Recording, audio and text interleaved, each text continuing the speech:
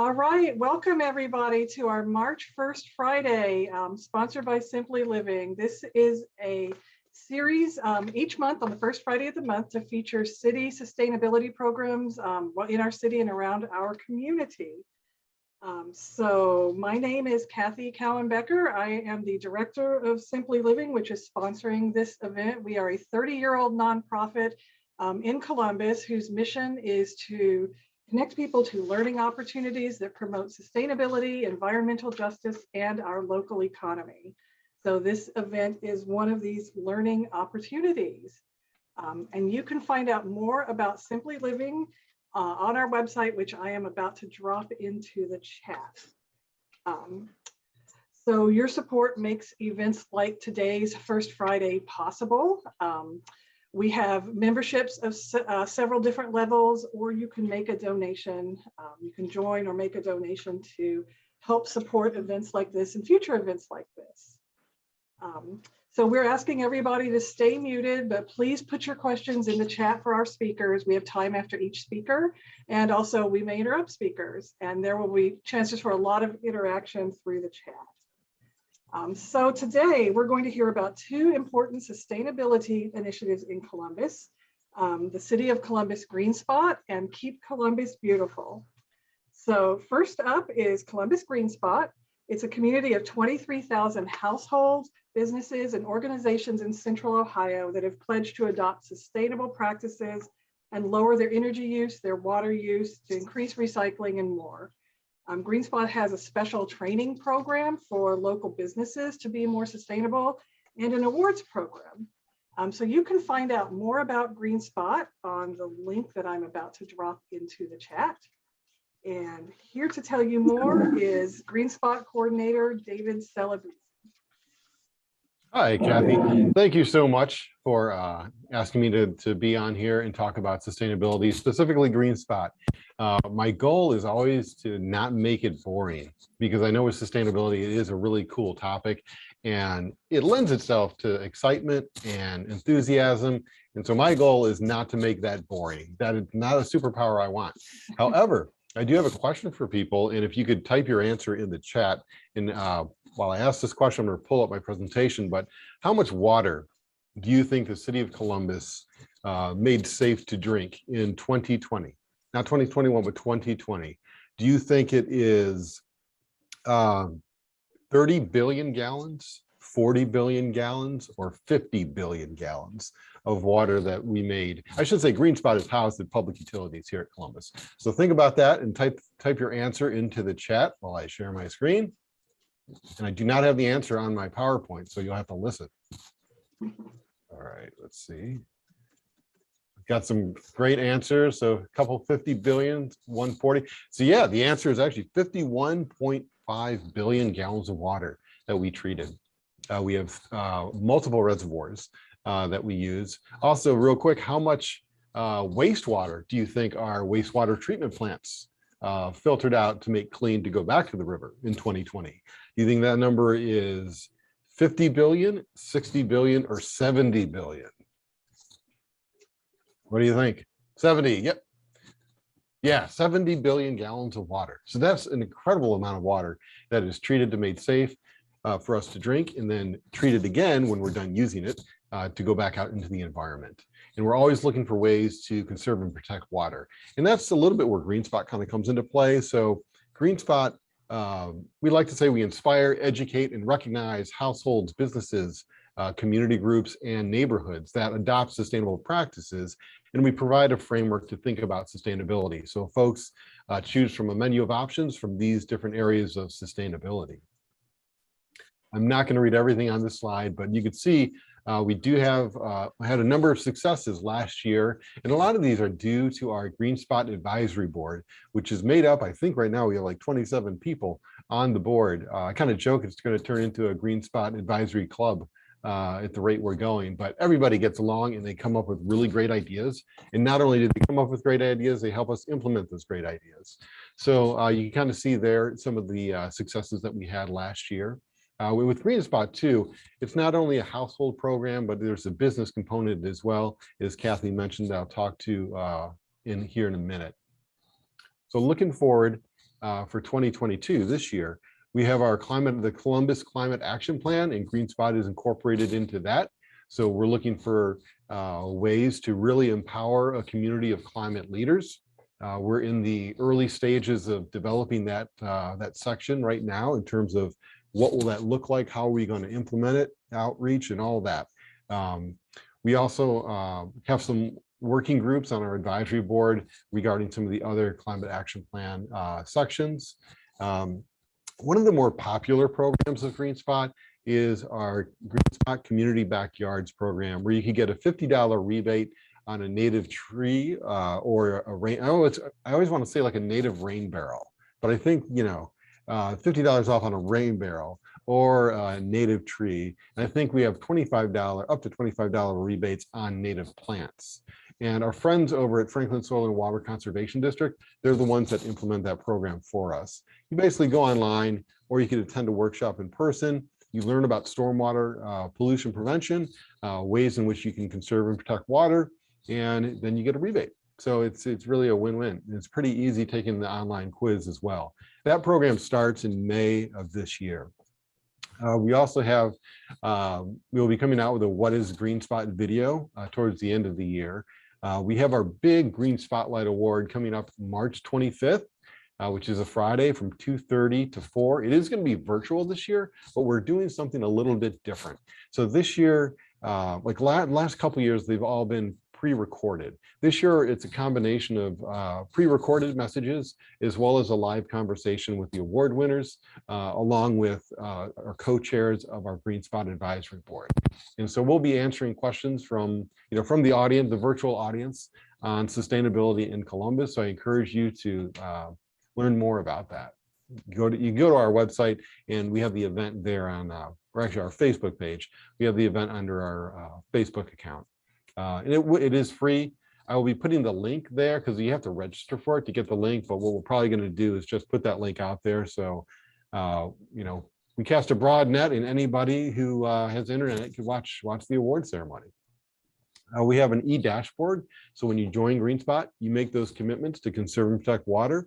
And some of those, could be planting a tree, could be installing a rain barrel, installing water efficient fixtures like a water efficient shower head or aerators on your sink. And when you're out, if you do need to get a new shower head or aerator, look for the WaterSense label. That means that product meets a certain level of water efficiency, which also saves you money too. You have the Energy Star program, which a lot of people know about. The other side of the coin is kind of the WaterSense program. Oh yeah, so a question about the slide. So yeah, so right now I'm kind of going off script a little bit. So getting down into the weeds and what folks can do to kind of conserve and protect water. We also have on the conserve energy side too, simple things. Unplug your microwave if you're not using it, right? It could be unplug your cell phone charger if you're not charging your cell phone. Turn off the TV if you're not in the room, turn off the lights, switch out your lights to LEDs. All these things are really simple that you can do that do add up. So in terms of businesses, let me ask, does anybody have any questions about the GreenSpot household program? While you're typing those in there, I will say with the household program, we do have giveaways that we do from time to time. Some of our GreenSpot business members offer discounts or a free item to our GreenSpot members. For instance, the Compost Exchange offered a free month of their services to our GreenSpot members that wanted to take advantage of that. In the past, we've had Olentangy Paddle give a 5% discount on their kayak tours. We've had some of our GreenSpot business members also that help other businesses with regulatory compliance give a discount on their services. So there's a lot of things in terms of the benefits of being a GreenSpot member. You get a cool GreenSpot decal for your window or your door, whether you're business or household. With the business side, for the framework, we do ask a little bit more from our business members in terms of what they're going to do. So you can kind of use the GreenSpot dashboard as a way to get recognition for what you've already done. So let's say you've already changed out your lights. Do you click, we'll change out the lights? Yes, because you've already done it. It's a way to get credit for that, and then use that. The dashboard is also kind of like a framework and a plan moving forward. So maybe you want to get better insulation, so you can check on that. And then just kind of track that as time goes on. When you do get that better insulation, energy efficiency, you can check that box or keep that checked for getting credit for it. Our big awards are coming up, as I mentioned before. So the mayor acknowledges and recognizes 3 businesses, 1 small, 1 medium, and 1 large, for what they've done in the past year to be more sustainable for our GreenSpot members. And we have our GreenSpot Advisory Board. They've made recommendations to the city of who those winners should be. They've reviewed the annual reports, and we know. And who are those winners? You'll just have to wait and find out. And this year, I'm super excited to say we have a 4th award. This is the first time ever we've done a 4th award to an individual for a GreenSpot individual award. Again, I'm not saying who that person is. They don't even know who they are, who's getting the award. So you'll have to tune in for that one. But some of the benefits of being a member from a business standpoint is you have your business listed on our website in our GreenSpot map. We give shout outs on social media. We do our e-newsletter that goes out to about 20,000 people. So you get great exposure, being highlighted for the work that you're doing. We also have a GreenSpot business class, a sustainable business class that we run. That with that, we meet once a month for 6 months. The meetings are 2 hours long. We go over those 5 areas of sustainability, and then we have an introductory meeting. And we bring in experts in those different areas to talk about the best practices. It also gives an opportunity for maybe business A or organization A has developed a fantastic recycling program, and organization B is struggling with a recycling program. Now they're connected. Now they could help each other out, or the one that's had success could help the other one out. So it is kind of like a peer-to-peer. We are looking to do more GreenSpot conversations, which is our webinar series for our business members, and having them talk to one another. So really creating that network of sustainable businesses talking to one another, because we know sustainability is a journey. You might be farther along in that journey than somebody else, or maybe in one area you're really struggling and this company is doing great, and vice versa. So let's connect you all together. Obviously, when you go green, a lot of times you save money. So that is certainly an incentive, especially for small businesses. Again, you just reach a lot of people. Let's see, there's a question in the thing. Why is that we get charged for sewage treatment for water used when not all is used and goes back into the system? So I think, if I understand your question correctly, I mean, one of the things that we're doing is with our Columbus Blueprint project, or Blueprint Columbus project, which is to take care of the sanitary sewer overflow. So when it rains, our sewers, because it's a sanitary sewer overflow. So the rain overfills or puts to capacity a lot of our pipes. And so when that happens, the rainwater then, which is now mixed, kind of goes into the sanitary sewer overflow, and then that goes out into the river. So with our Blueprint project, we're looking to do a green way to address that. So we're not putting untreated sewage out into the river after heavy rainfall events. So I don't know if that answers your question or not. But yeah, and I encourage you to check out Columbus Blueprint. I think it's called Blueprint Columbus online too. They kind of have 4 pillars that they work in with, rain gardens are part of that, storm sewers, lateral linings, things of that nature. I encourage you to check that out. This is a view of our dashboard that our business members have down there at the bottom right. So you can see some of the different, the categories, and then we have different levels of membership, green being the highest. So, and then on the left is just our spotlight, which is coming up and I already talked about. So what are some easy steps that a small business can take? And this is something too that individuals can take as well. but track your water use. What is, if you get your water bill, how much are you paying a month? How much water are you using a month? Keep that in a spreadsheet so you can see over the course of time, if that really jumps 1 month, that might indicate that you have a leak somewhere. Same with your energy. If your energy spikes, you probably don't have a leak in your energy use, right? But maybe that's, maybe something's running that you didn't realize was running. Or it could be people not turning off their computers, right? When they go home. Also tracking your waste. If you rent or you lease your property or the office building, you could always talk to the landlord or the building manager if you could have access to this data. Sometimes it is difficult because if you're a business and you rent your space, they might just have the total water usage for the whole building. If that's the case, it'll be a little bit more difficult to track, but there are certainly steps that you can take that will reduce your water usage, your energy uses. It might just be a little bit harder to see some of the difference. But again, like for energy, have a policy of turning off the monitors and the computers at night if you can. Turn off lights when you leave a room. And a lot of these are just simple things that your employees can do. If you don't have recycling, if you're a small business, you could take your recyclables to one of the Swaco's drop boxes. They have multitudes, dozens or hundreds, I think 300 drop box recycling drop off locations. And there's a map on their website too, swaco.org, where you can see where those are. Only print what you need. If you're able to go to, for payroll, go to electronic payroll if it's possible. I know that we do that here. Obviously, public utilities is not a small business, but the city has done that, and it's really saved us a lot of paper. We just went to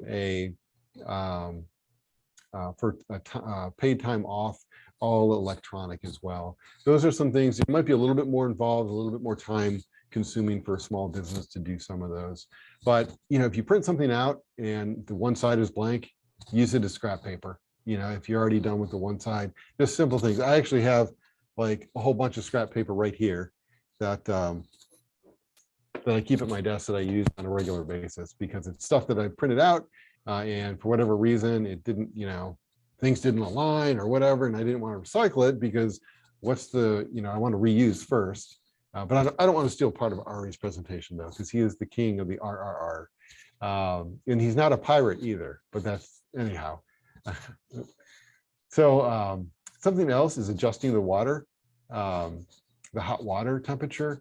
Again, if you're able to do that in your building, you don't need scalding hot water, and that's just using up a lot of energy.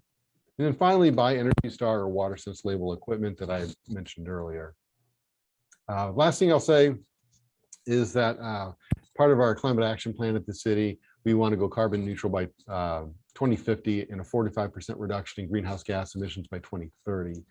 You can kind of see what's on the slide there, but it's something that we're really gung-ho about, and we have dozens of groups that are involved to help us achieve that goal.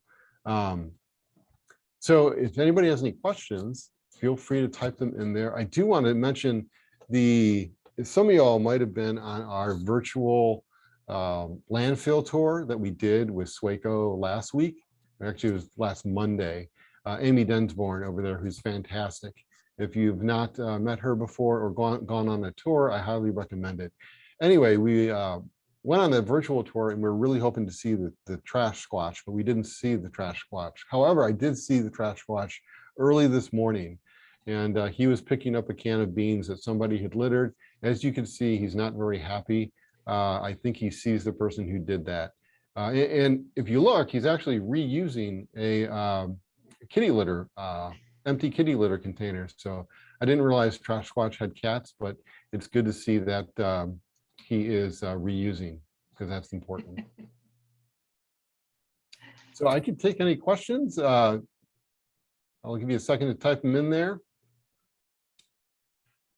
Yeah, and while people are thinking of questions and typing them in the chat, I just want to thank you so much for your presentation here today. And audience members, please do feel free to type any questions you have at all in the chat. I've got a couple that I can bring up. First is, what are some of the what are some of the benefits for a business to create a green team or even hire a sustainability manager? Yeah, it's a great question, Kathy. And part of that is, if sustainability is not your main focus or mission, it is hard to figure out the whole sustainability thing.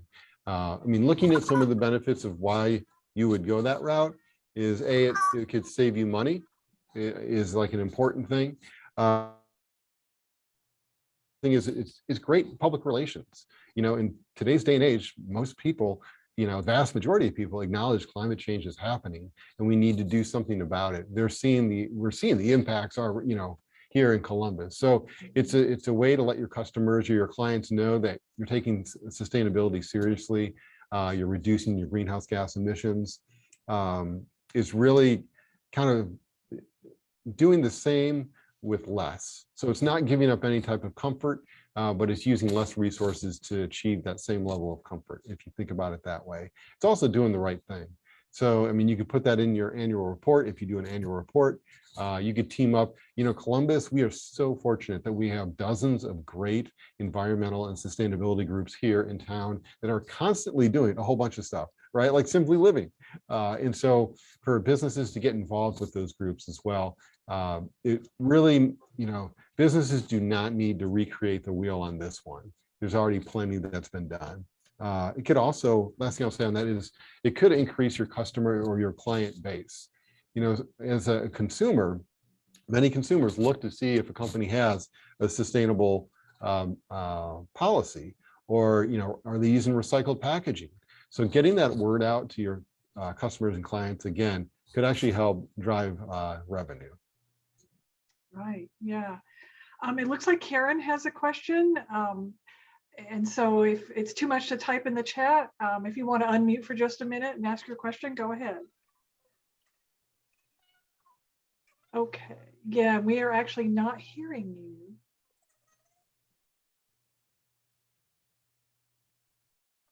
So Karen, there may be some sort of speaker issue. We're having a hard time hearing, or at least I am.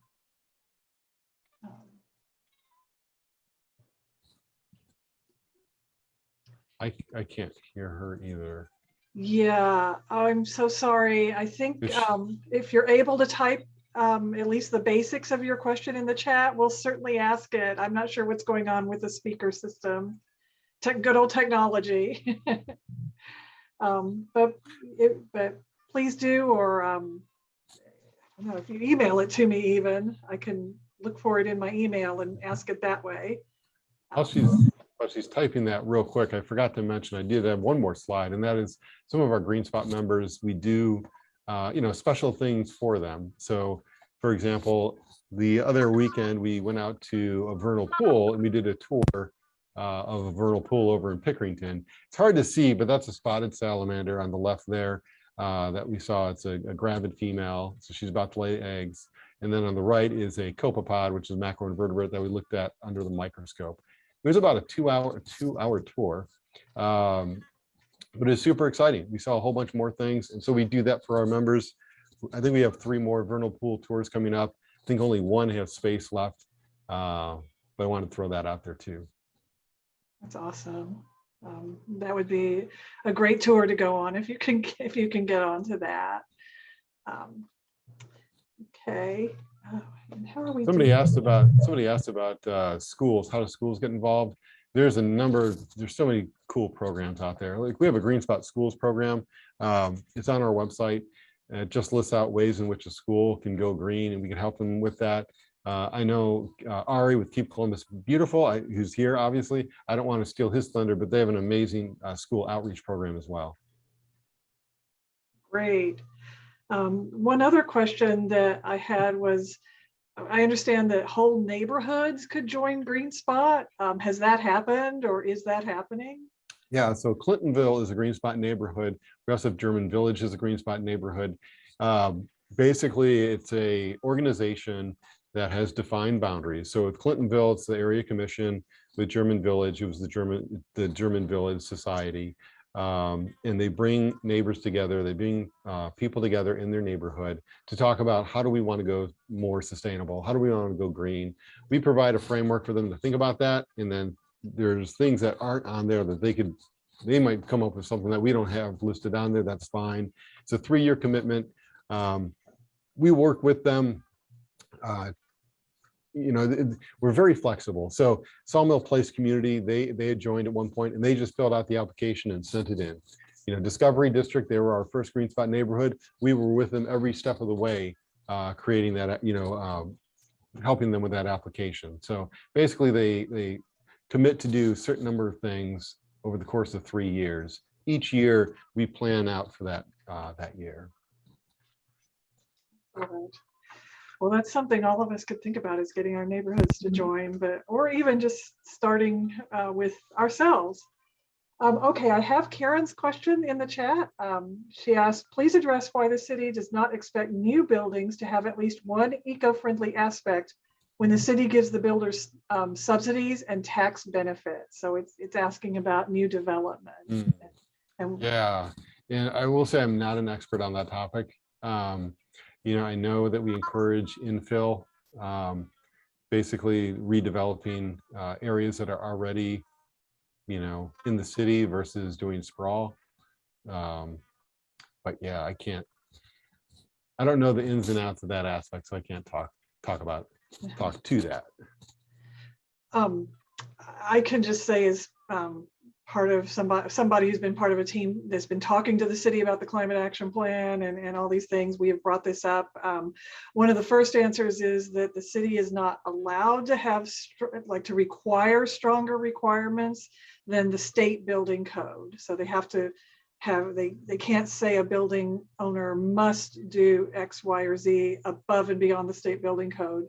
But they can have certain incentives, and I think they are discussing incentives about, say, expediting buildings or permits for renewable energy, helping to finance energy efficiency. There's going to be more announcements about this, like a green fund and some different programs that are in the works. So this is I guess, developing topic, or a moving topic. So keep your eyes out for that. And Kathy, I'm glad you mentioned the climate action plan, because there is a section in there on buildings. So I encourage the person who asked the question to check out the plan and see a little bit more details on the water efficiencies and the energy efficiencies that they hope to achieve. Yeah, and Karen's pointing out the tax breaks and the no taxes for a lot of different developments, and that's something we kept bringing up and saying, hey, we could do this if they meet certain sustainability standards. So, we'll keep those lines of conversation open. So I just want to say thank you so much to David for telling us about GreenSpot in Columbus. And if you have any additional questions, go ahead and type them in the chat and we will try to get to them. So right now I'm going to move on to Aryeh Alex to tell us about Keep Columbus Beautiful. So KCB is a city improvement program focused on public education and volunteer service related to quality of life, environmental issues such as litter, recycling, and beautification. They have an online litter index. They sponsor neighborhood cleanups. I'll put a link in the chat about Keep Columbus Beautiful. And Aryeh, I'll hand it over to you to take it away. Thanks, Kathy, and great to be with everyone today. So I have a presentation as well. I'm gonna share that here. Cool. So as Kathy said, Keep Columbus Beautiful, we're a program of the City of Columbus. We're actually housed in the Department of Public Service. It's a sister department to the Department of Public Utilities that Dave's in. And we're in the Division of Refuse. We're the people that like to talk trash all the time, which is a lot of fun over here. So I think a lot of people might have heard about Keep Columbus Beautiful, particularly if you've ever volunteered in a litter cleanup in your community, or done a beautification project like a tree planting or something like that. We've really grown and expanded our mission over the last year. to kind of work in line with that climate action plan that Dave talked about. Waste is a huge part of that. And we want to make sure we are having a 40% reduction by 2030 in our waste diversion. And that means all the trash, recyclables, everything else going through the landfill. That's a core goal of ours. And another thing that we've really started focusing on is preventing litter from entering our waterways. A lot of us see litter on our sidewalks and on our streets, and it's really terrible and gross, but that only accounts for about 48% of the litter that's out there. 52% of the litter is in our waterways, and that goes into our drinking water. That impacts wildlife, human health, community health in a major way. So we really need to focus on preventing that from happening. We can organize as many cleanups as we possibly can. Everyone can spend their weekends cleaning up. Every evening can go cleaning up, but that's not going to stop and solve the problem of litter. It's really going to be about changing behavior and how we engage with trash and litter in our communities. And that means a significant amount of education and changing our patterns of behavior. And as Dave alluded to, we have a great program that goes into schools to talk with kids about the waste stream, and so they can understand that. But when we combine that really community education with litter cleanups, we can really start achieving these goals of reducing litter and achieving our climate action goals. So looking at our climate action goals here, we have some really aggressive goals, and we think this is really exciting. This is some of the most aggressive climate goals related to waste diversion that we've seen at the municipal level. And we're talking about two big buckets here. First of all is organic waste. So this is yard waste, food waste, other organic materials. By 2050, we want to have a 90% reduction of that organic waste going to the landfill.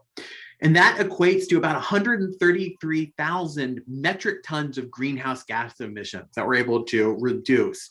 And so this is where I think it's, oftentimes we think of, if we use less electricity, we can save a little bit of greenhouse gas going from the coal-fired power plants. But what we might not be thinking about is the organic material that we're just throwing in the waste bin also creates greenhouse gas and carbon going into our atmosphere and fuels climate change in a big way. So we're going to work towards creating an organic waste program here in the city to achieve that goal. The second thing is recyclable material. I'm going to take an educated guess here that everyone here recycles, and they probably recycle really, really well, and that's awesome. And we want to figure out how by 2050, we get to a 95% reduction of recyclable material going to the landfill. And that has a huge greenhouse gas impact. Over 250,000 metric tons of greenhouse gas can be saved from going into our atmosphere with this reduction. Now, both of these programs, organics and recycling, are something that's really interesting because it's not just about us diverting it. It's not about more recyclable material going to the recycling bin or more organic waste going to your compost or a compost facility. It's about reducing those initial purchases and reusing items. So if you're going to eat 5 apples in a week, why are you buying 12 apples and letting the rest of them spoil?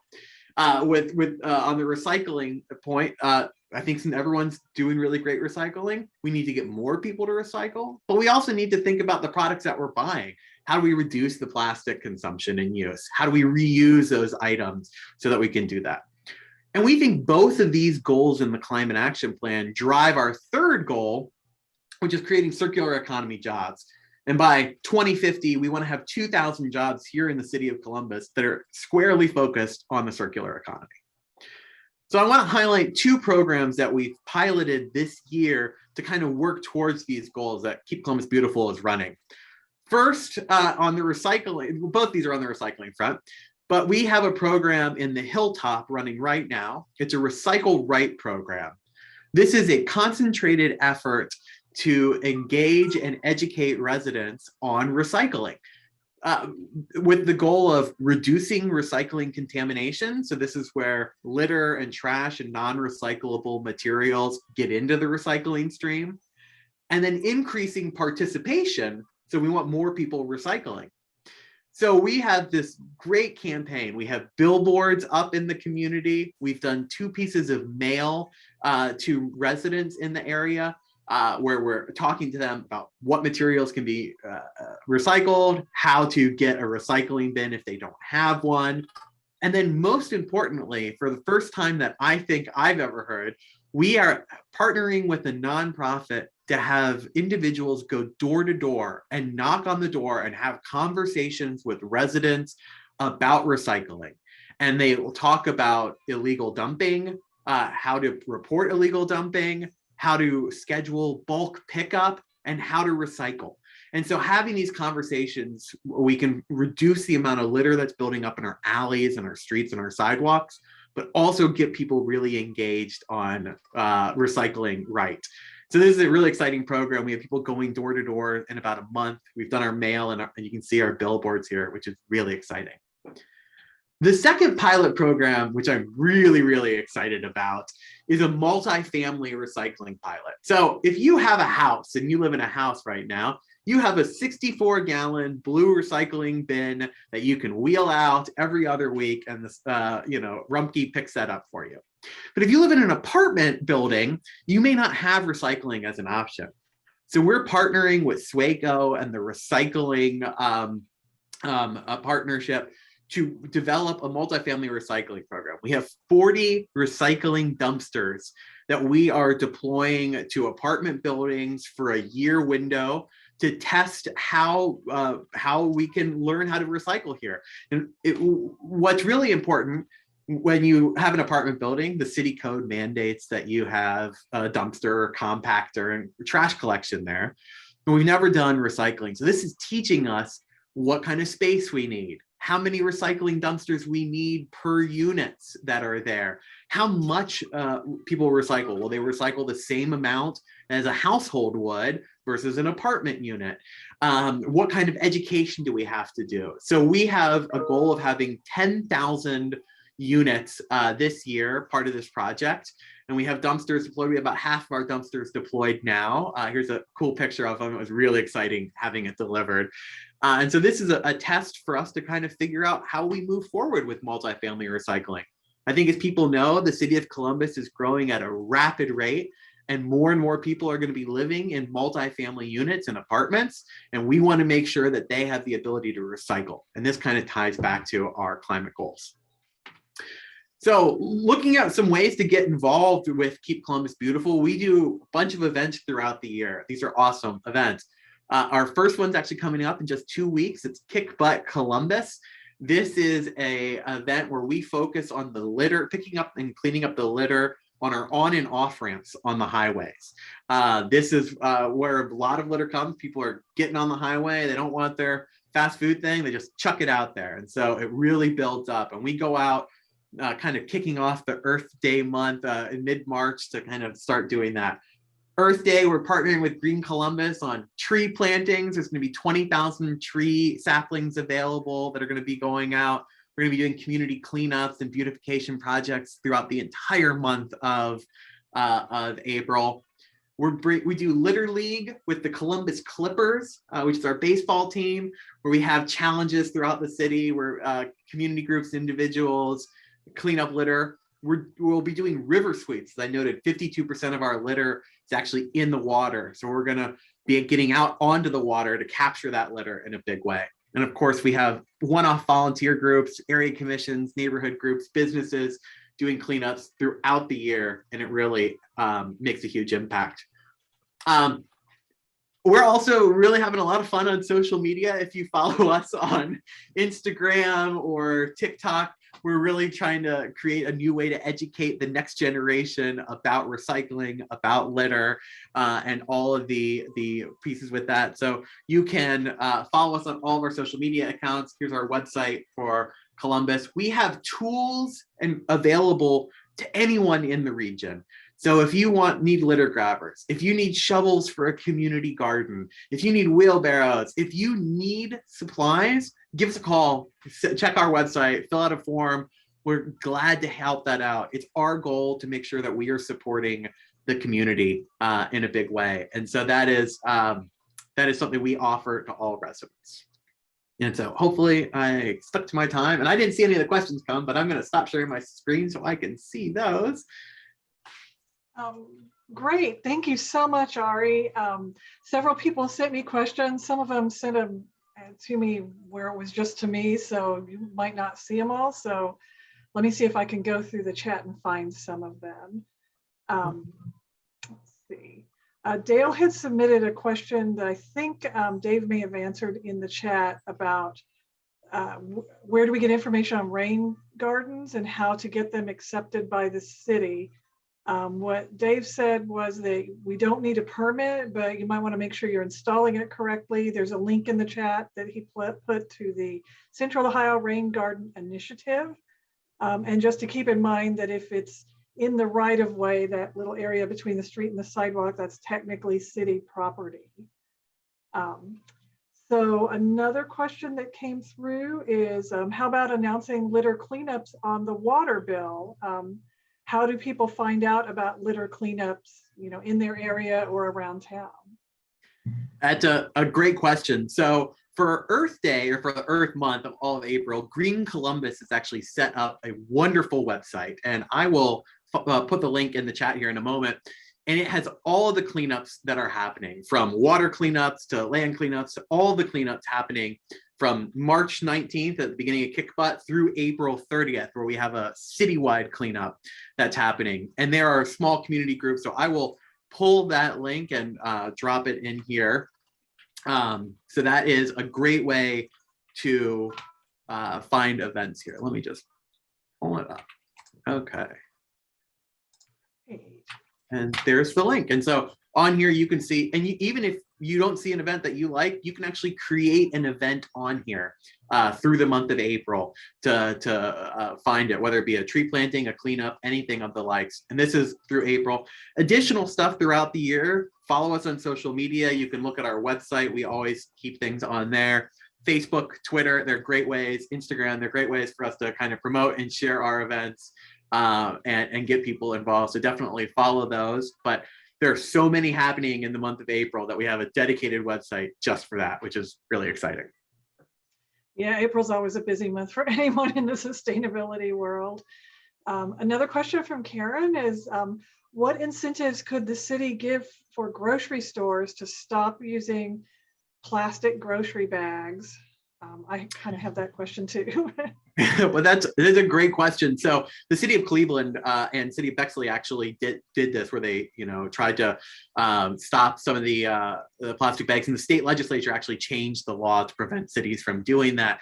Now, I know some of the big chains like Kroger is working towards phasing out plastic bags in the next couple of years. They have a really aggressive goal of doing that.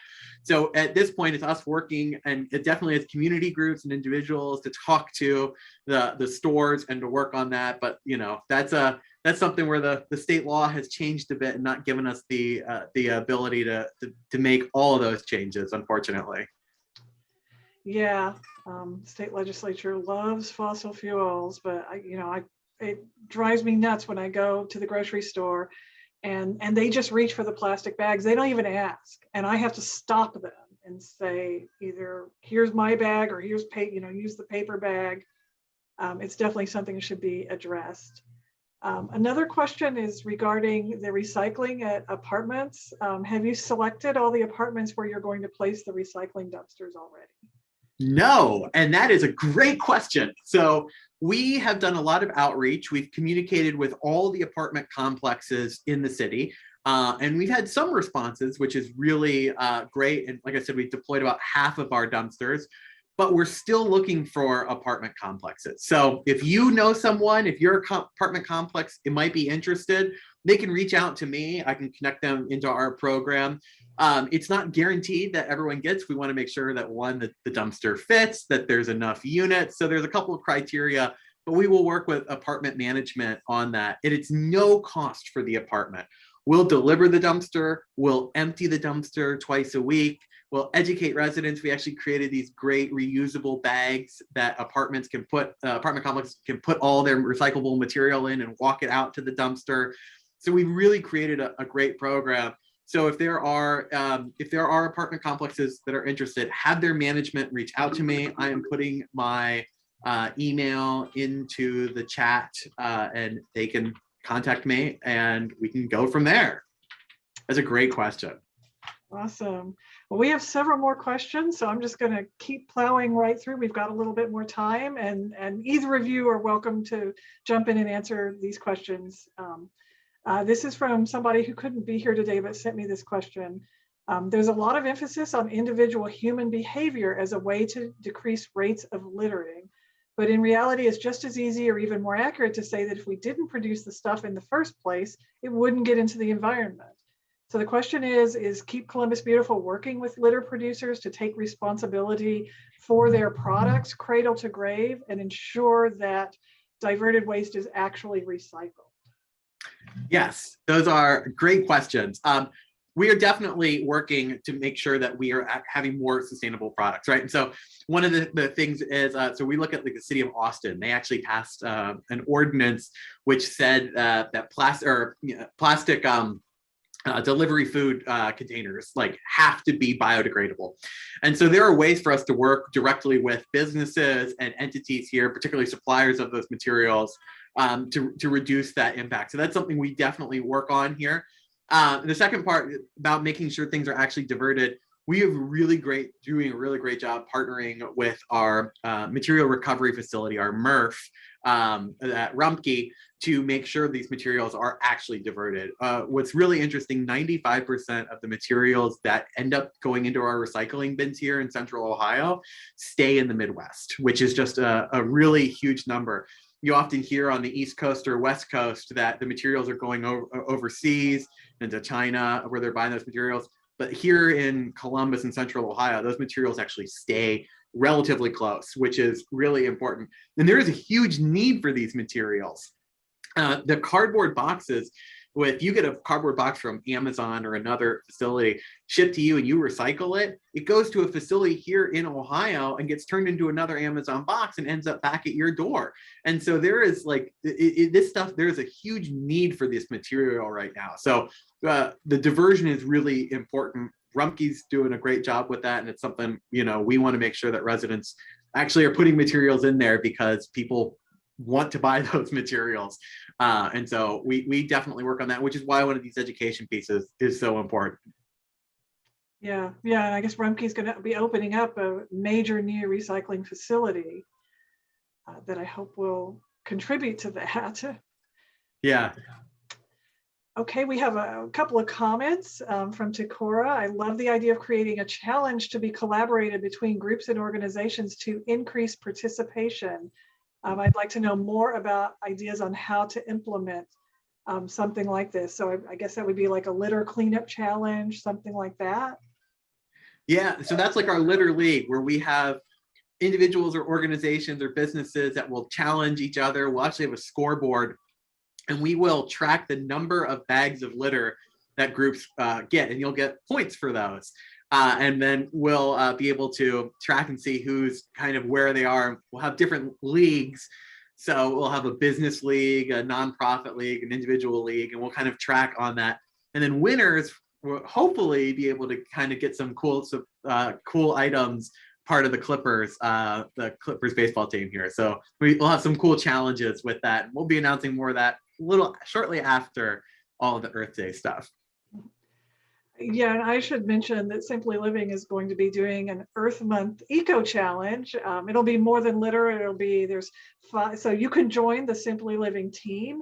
Eco Challenge is a national organization that promotes action on sustainability and also runs several discussion courses about it that we've done in the past. But this is a challenge to take action. And so it's based on the UN development goals, but it's turning those into actions people can take in 5 areas. So if you join the team, then we'll get you registered as a member of our team. You can look at these 5 areas, and each one, there's at least a dozen different actions you can sign up to take. And those yield specific results about reducing energy use or water use or carbon emissions. And so, it's a friendly competition. There are teams all over the country, but we're hoping to get a lot of people on our Simply Living team. That's awesome. I love that. Yeah, it'll be really fun and educational as well. We have so Alyssa in the chat talks about HB 242, which was the bill to ban keep cities from taking action on plastic bags, and says that it does they can't. So the way that law is written, a city can't charge for a plastic bag, but they can still ban it. Apparently that was like a loophole in that law, so that Bexley is going strong with that, and Cuyahoga County is implementing that, like based on the sort of the loophole that it says, well, you can't charge for it, but it doesn't say you can't ban it. So I hope that goes well for them, and maybe that law can be challenged, because I think it's, Dave points out that this is stepping on home rule, which it definitely is. They love home rule in some cases, not other cases. And Marjorie points out that they charged in Chicago per plastic bag, and that encourages people to bring recyclables. So that's all the questions we have so far in the chat and comments. Feel free to add more comments, questions, information in there. A couple of questions I had were around, I know you all have a litter map, which is really interesting. If you all go on the Keep Columbus Beautiful website, you can find that litter map. I guess actually that is my question. How is that created? And the other question is, where are the worst hotspots? Yeah, so that's a great question. So we do have a litter index. Every year, we update every street and alleyway about how much litter is on there. And so the interesting thing about the Division of Refuse is it's the only city department that drives every single street once a week. And so we get a bunch of data, and our drivers know the city. And so over the summer, we will do a 1-week window where we'll ask all of our drivers to rate each block, whether it's a 1 through 4. 1 means it's pristine, there's no litter of any kind. 4, there is a substantial amount of litter there. And so each street gets rated. And you can go on the website right now at the Keep Columbus Beautiful website, pull up the litter index and look directly at the streets and see how much litter is in there. And the real interesting thing about this is when you look at where it is, it's traditionally redlined communities. And so this is from an equity standpoint that we look at. And our entire climate action plan is really rooted in an equitable solution towards climate change. And so that's how we also address our litter and other waste reduction programs here. And so we see a lot of litter in these communities, and that is where we send volunteers to go out and clean up if they're looking for a specific area. That's where we do a lot of our work around community education, around litter, around recycling, so that we can bring those communities up to par with the rest of the area, so we can kind of have a clean and beautiful entire city and not just select neighborhoods. But it's really interesting. You can kind of look on there. We also track our illegal dumping on a website there too. And so you can kind of see both of those and where people might be dumping in alleys. And then we obviously have solid waste investigators that investigate all of that, so that we're making sure it's, actually people are being held accountable for their actions. Yeah, okay. That leads to another question that Vilvia's put in the chat. How does one start their own litter pickup or suggest an area for a litter pickup? Well, suggest an area.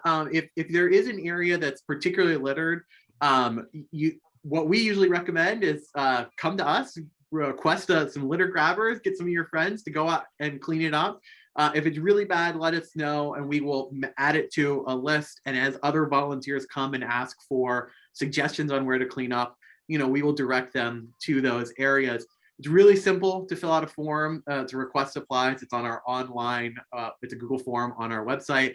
You go on there, you request supplies, and you can pick them up within the next day.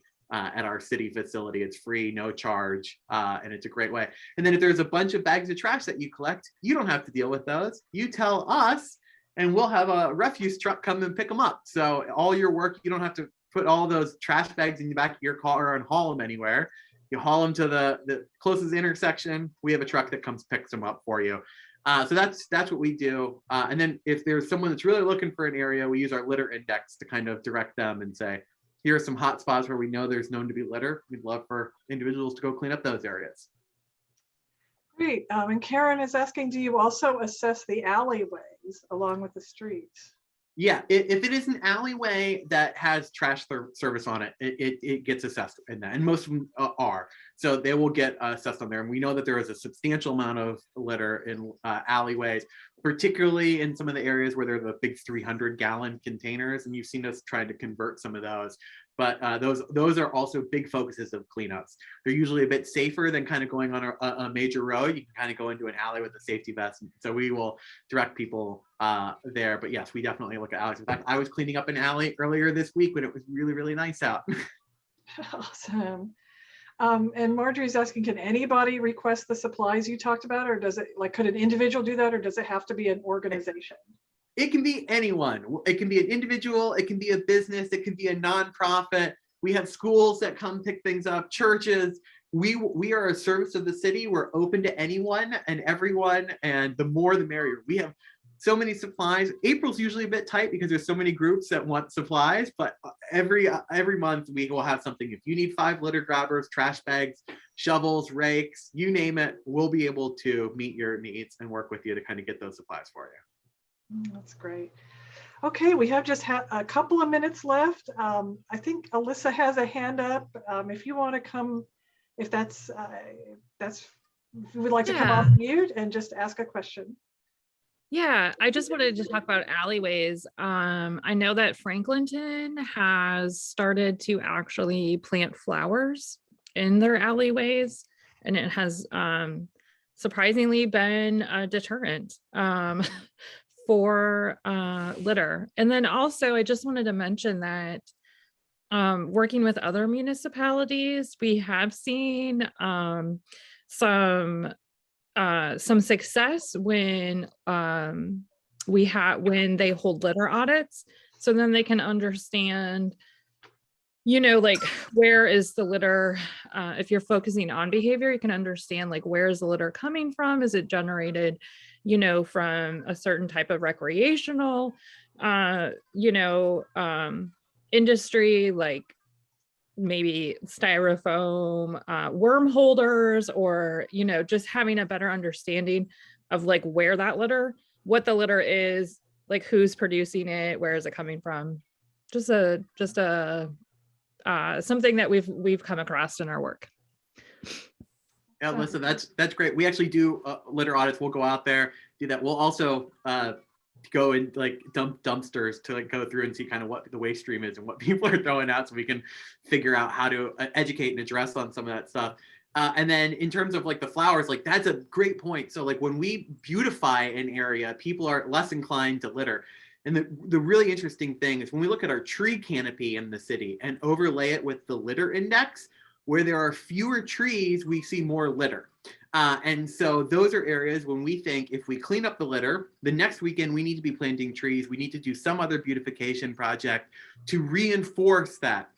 When we clean up an area, it usually maintains less litter for a few months before getting littered again. But if we plant trees or flowers or put public art up or murals or some other beautification project, that extends that even longer with less litter. So those are definitely projects that we try to look at. We try to really engage the community so that there's a nonprofit partner, a community group that can kind of own and work with that, so that there's some community buy into that process. And it's not just the city coming in saying, we're going to do something and then leave it without any maintenance. We really try to work with the community members on that. But that's a great point, and that's something that we love partnering with and doing.